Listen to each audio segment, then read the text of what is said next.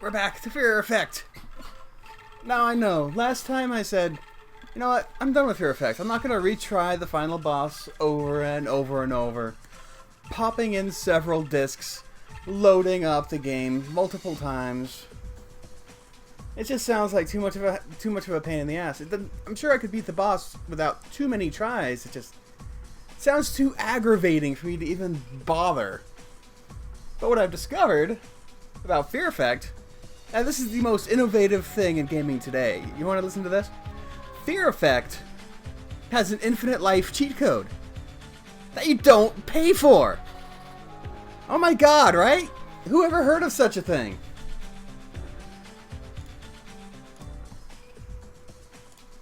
Like, that is the most bonkers, crazy thing you could imagine in gaming today.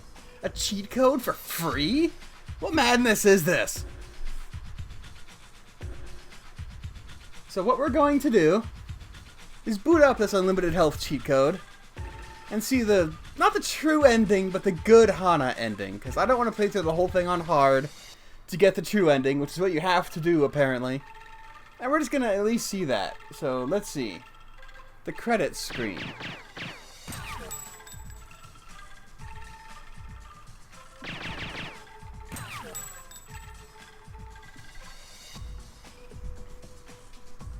Alright. L1, triangle, up, down, circle, circle, triangle, square, right, square. There we go. That's all you gotta do. No money, no credit card details. You just press a couple buttons and presto, you're good to go. That is mind-boggling, isn't it? Especially you kids today, you're going, what? You push some buttons and it just happens? What madness is this? What a weird madnesses that they have in the past. The creators of this game must have been diseased.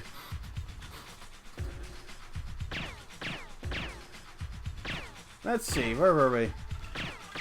Pretty sure this is the most recent one. Did I not save after I beat Zeke? Or Deke? Whatever his name is? Did I seriously not save after this? No, I wouldn't have. I am so far back. Did I seriously not save that entire time? There's no way I didn't save that entire time. I'm not that irresponsible.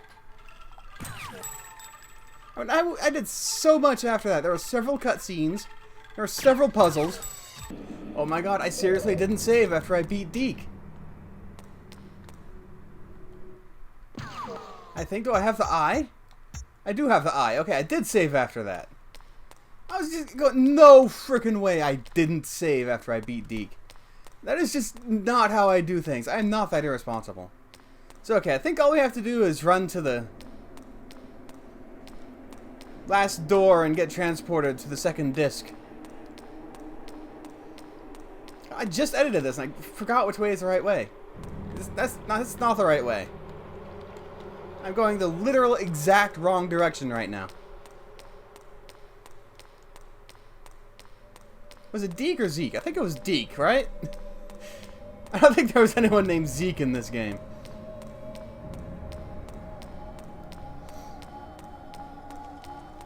Guy who blames Glass for him shooting people all the time.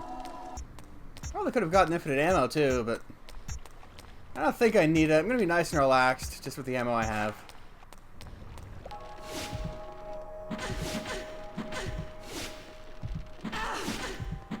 Oh god damn it, stop, I don't care. Holy crap! They're like stun locking me in place! Like a bunch of cars on the road, they're just coming up right beside you.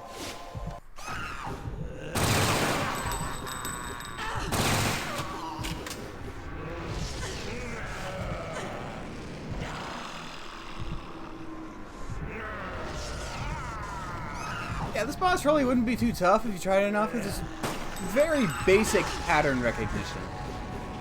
You could definitely do it. The simple fact of having so many loading screens between this and the last possible save point. No. Just no. That is just a waste of my time.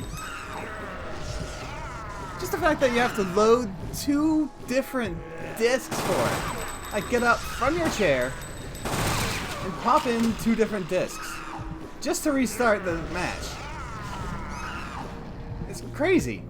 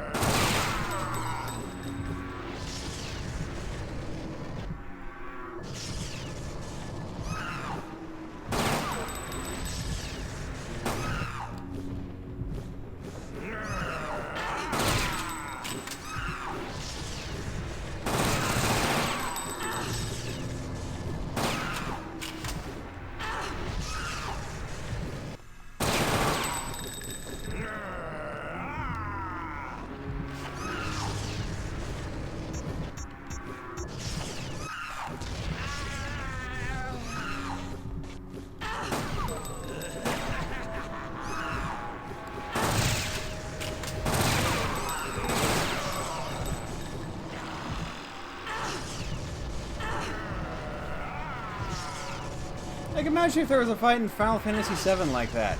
You fought him on Disc 4, but there's no save points on Disc 4. So if you die, you have to go in, reload Disc 3, make it back to where you lost, loading Disc 4 all over again, just for a second chance at that boss. Hell no.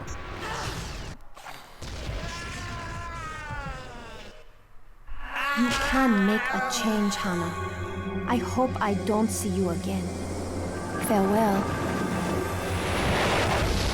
The prophecy! You've ruined everything!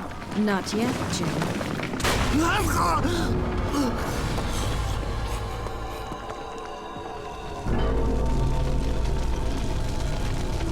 There. Now I've ruined everything.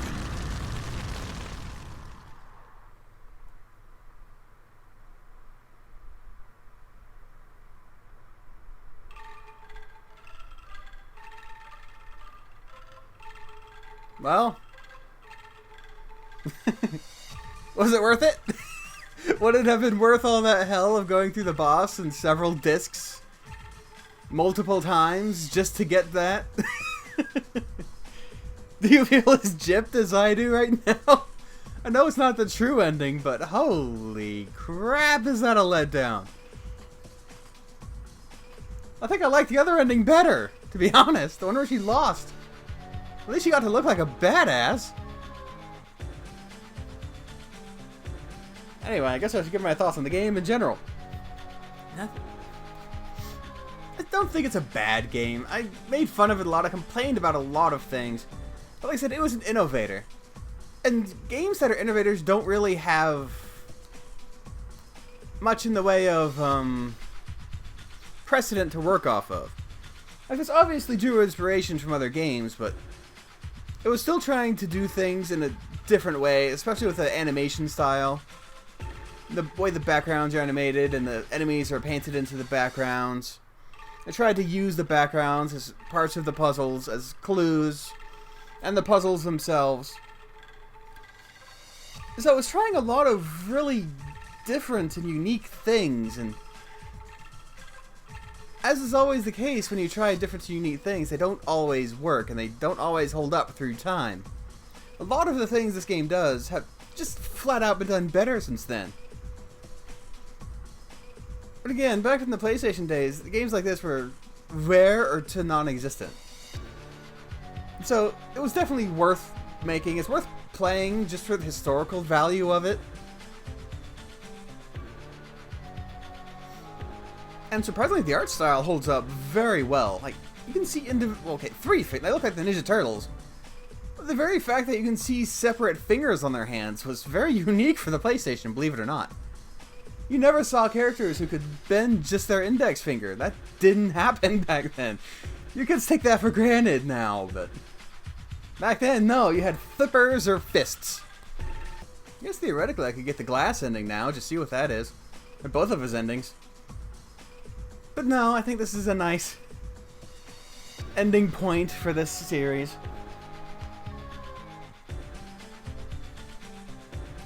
I kind of do want to go into number 2 at some point, just to see what kind of improvements they made to the formula of this game.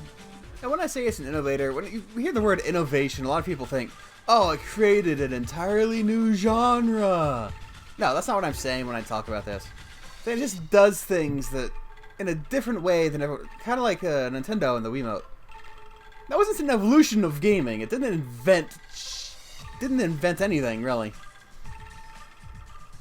But it was still doing something different that had never quite been tried before.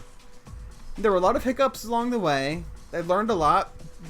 Namely, learn not to put all of your focus on your console on freaking motion controls.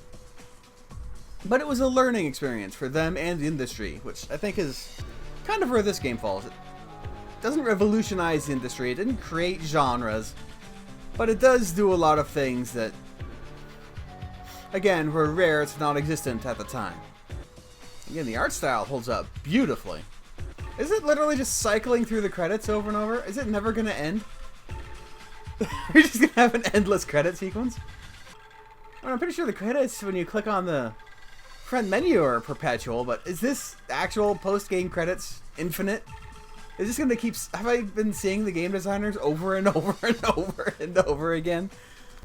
Because I wanted to see the credits, partly just to credit the creators, because, you know, they deserve a little applause. They created this game, and kudos to them for that. But if this is just going to go on forever like it looks like, I mean, the music is looped multiple times by now, I think. I've not been looking at them at all, so I don't know if we've already gone through all of this. I didn't realize how few main characters there were in this game. Got a lot of mileage out of them.